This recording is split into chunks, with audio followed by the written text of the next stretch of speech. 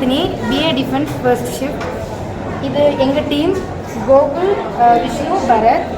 எங்கள் கான்செப்ட் வந்து ஒருத்தவங்க தன்னம்பிக்கையோடு இருக்கலாம், ஆனால் என்றைக்கு தலக்கணத்தோடு இருக்கக்கூடாது. இந்த காலத்தில் எல்லோரும் ஹாட்ஸ்டாரு, நெட்ஃப்ளிக்ஸுன்னு நிறைய பார்த்து இந்த மாதிரி ஒரு கலையெல்லாம் இருக்குன்னே நிறைய பேர் தெரியாமல் இருக்காங்க.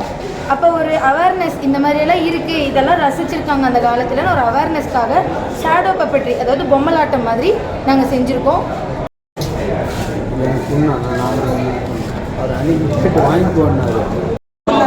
அழகான காடு ஒன்று இருந்தது. அந்த காட்டில் பறவைங்க எல்லாம் சேர்ந்து ஒரு டிஸ்கஷன் நடத்துது. அது என்ன டிஸ்கஷன்னா, விலங்குகள்லாம் ராஜான்ட்டு சிங்கம் ஒன்று இருக்குல்ல, அதே மாதிரி நம்ம பறவை இனங்களுக்கும் ஒரு ராஜா தேவை அப்படின்னு டிஸ்கஸ் பண்ணுறாங்க. அப்போ காக்கா கேட்குது கொக்கு கிட்ட, நம்ம என்ன வச்சு போட்டி எடுக்கலாம் அப்படின்ட்டு. அதுக்கு கொக்கு என்ன சொன்னிச்சு தெரியுமா? காக்கா, நீங்க சொல்றது சரிதான், நமக்கும் லீடர் தேவைப்படுறாங்க. சரி, எப்படி லீடர் சூஸ் பண்றது? காக்கா சொல்லிச்சா, நம்ம வேணா ஒரு ரேஸ் வச்சு பார்த்துப்போமே அப்படின்ட்டு. என்ன race?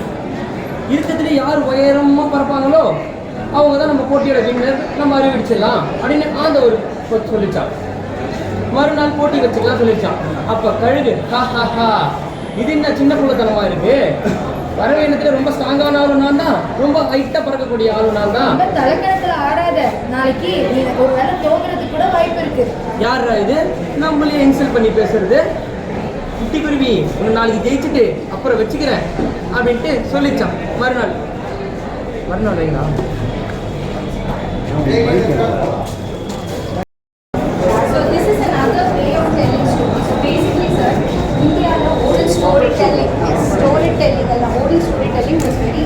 Very very popular. That is how it was communicated earlier. So இது என்ன try பண்ணிருக்காங்கன்னா, different types of storytelling they have done.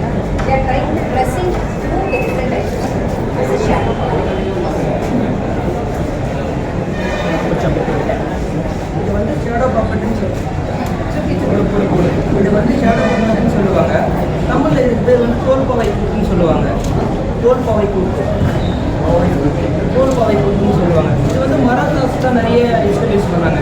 இப்போ வந்து எல்லா இடத்துலையும் இருக்குது, ஆனால் ஓவராலாக தோல்பாவை கூத்து வந்து மோஸ்ட்லி அழிஞ்சிட்டு தான் இருக்குது. அதை வந்து நம்ம எல்லாருக்கும் காட்டணும்னா ஒரு சின்ன கதையை வச்சு பண்ணியிருக்கோம். இந்த கதையோட பேர் என்ன? Over confidence.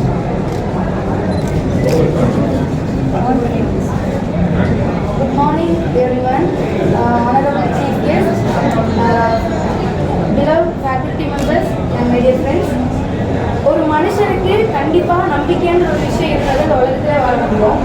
அப்படி தன்னம்பிக்கை இருக்கலாம், ஆனால் தலக்கணம் இருக்கக்கூடாது. ஒரு மனுஷன் ஜெயிக்கணும்னா கண்டிப்பாக தன்னம்பிக்கை இருக்கணும். தோல்வியாளரை வெற்றியாளராக மாற்றுறதும் தன்னம்பிக்கை தான், வெற்றியாளரை தோல்வியாளராக மாற்றுறதும் தலக்கணம். அதுதான் ஒரு மாற்றத்தை வச்சு இந்த கதையை நாங்கள்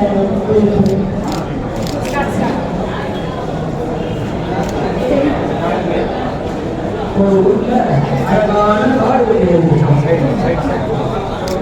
அந்த காட்டுல பருந்து தோக்கு எல்லா மரத்தையும் சந்தோஷமா வாழ்ந்து இருந்துச்சான். ஒரு நாள் அது ஒரு டிஸ்கஷன் நடந்துச்சு.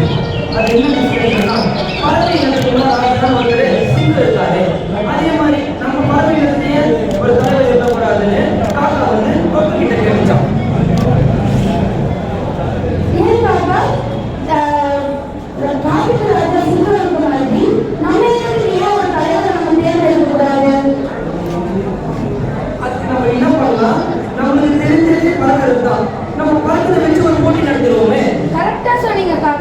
அதனால நாளைக்கே நம்ம ரேஸ் வைக்கலாம்.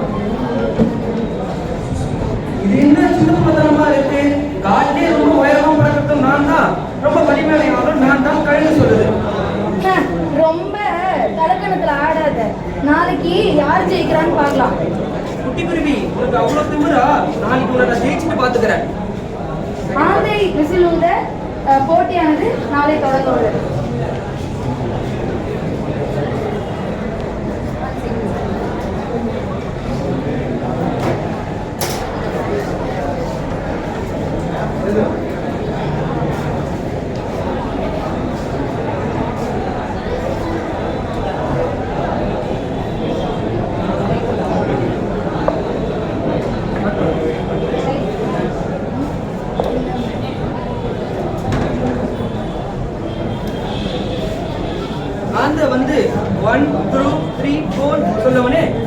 பறவையும் வானத்துல பறக்க ஆரம்பிச்சிச்சான்.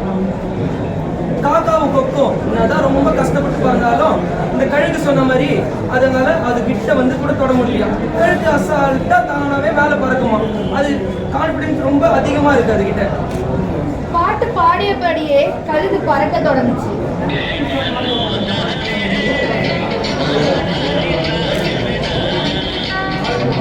அப்படின்னு கழுகு ரொம்ப தலைக்கணத்தோட மேல அசால்ட்டா பறந்துச்சான். கழுகு மேல இருந்து கீழே சொல்லுதான், நான் தான் நேற்றே சொன்னல, டைம்லாம் வேஸ்ட் பண்றீங்க, நான் தான் காட்டுக்கு ராஜாவா போறேன், இதுல என்ன டவுட் இருக்குன்னு கழுகு ஏன்னா வட்டா கீழே கொஞ்சம் கொஞ்சமா இறங்கி கீழே வந்துட்டே இருந்துச்சான். இங்கதான் இருக்கு ஒரு ட்விஸ்ட். அப்ப எல்லாரும் பார்த்தாங்கன்னா கழுகுதான் ஜெயிக்க போகுதுன்னு. ஆனா கழுகையோட தலைக்கணத்தால அது கூடவே பறந்து வந்த குருவிய அது மறந்துடுச்சு. அதுக்கு உடனே அது தலைமையில ஏறி மேல பறக்க ஆரம்பிச்சான். ரூல்ஸ் படி யார் அதிகமா ஹைட்ல பறக்கிறாங்க தான் ரூல்ஸ். அந்த ரூல்ஸ் படி குருவி தான் ஜெயிச்சிச்சான். அது ஓவர் கான்பிடன்ஸால தான் அது கூட பறந்ததே அது மறந்துடுச்சு.